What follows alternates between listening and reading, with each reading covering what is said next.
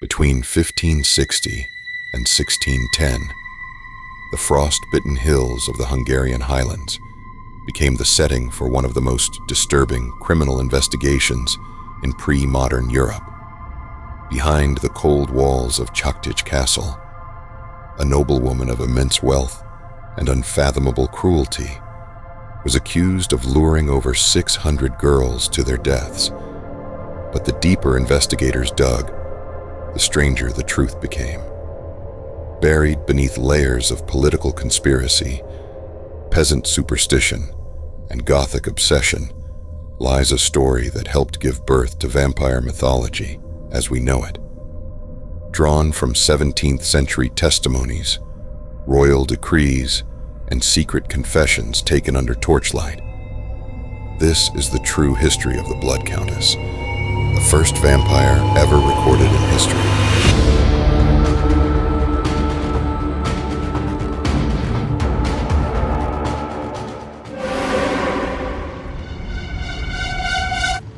She was born in 1560 in the heart of the old kingdom of Hungary.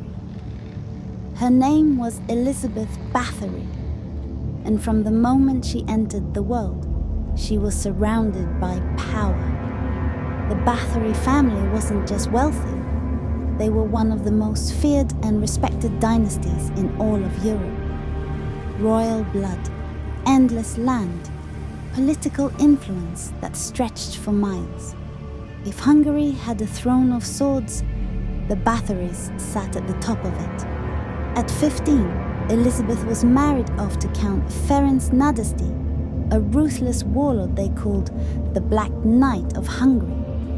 While he fought wars abroad, she managed their vast estates, including the looming Čachtice castle. But when Ferenc died, the power shifted. Elizabeth became the sole ruler of the castle, and that's when the story started to spread. They said the peasant girls who came to work behind her stone walls never walked back out. Between 1590 and 1610, Elizabeth was accused of torturing and murdering hundreds of young girls, beating them, burning them with hot irons, cutting off fingers, freezing them naked in the snow, even biting chunks of flesh from their bodies. One servant claimed she killed over 650 girls. That number came from a diary no one ever saw again. What made it worse? Most of the victims were peasants. Later, she allegedly started targeting daughters of nobility. And that's when things really escalated.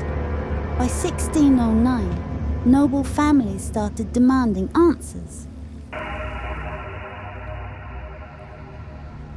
In 1610, King Matthias II had had enough. He sent György Thurzó, the second most powerful man in Hungary, to investigate. Thurzó arrived at the castle on a cold December night. What he said he found was straight out of a horror film. Girls chained to walls, corpses buried in shallow graves, one girl still alive, bleeding out on the floor. But here's where it gets messy. Elizabeth was never officially put on trial. Instead, over 300 witnesses testified, many under torture. 4 of her servants were found guilty and executed. Elizabeth? She was sealed inside her room, bricks and all. A slit in the wall was the only way food got in. She died 4 years later, alone in the dark, in 1614.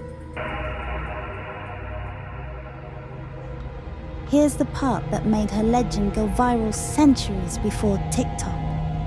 They say Elizabeth bathed in the blood of virgins to stay young. But did that actually happen? No original trial records mention blood baths.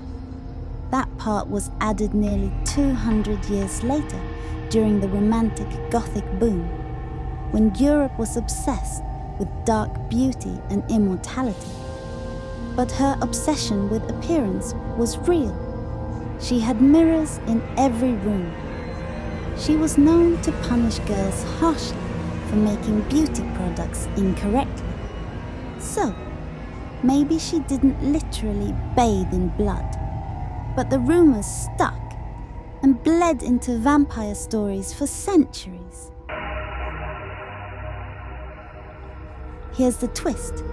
Some historians believe Erzsébet Báthory may have been innocent, or at least not nearly as guilty as the legends claim. The motive? She was a rich, powerful widow with massive land holdings. The king owed her late husband a huge debt. Accusing her of horrific crimes allowed the state to seize her land, cancel the debt, silence a powerful woman, basically kill two birds and lock one inside a castle wall. There are also theories that some witnesses never saw anything firsthand.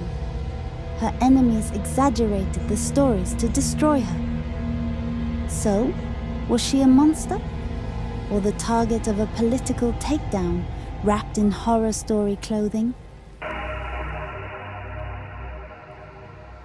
Even today, her story keeps popping up. She's appeared in American Horror Story, Lady Gaga's Vampire Queen, Castlevania, Vampire Hunter D, Blood Rain, and let's be honest, she's a blueprint for the seductive, bloodthirsty vampire woman seen in pop culture over and over. But underneath all that, a real woman died alone in the dark in a castle that still stands. And no one can say for sure what she really did behind those walls. Whether she was a sadistic killer or the victim of one of history's most vicious smear campaigns, Erzsébet Báthory became something bigger than herself. A myth, a monster, and possibly the first vampire ever recorded in history. And one thing's certain, the walls of Čachtice castle might be crumbling, but her legend is immortal. Watch the next episode here now, to witness us unfold new horrors before your very eyes.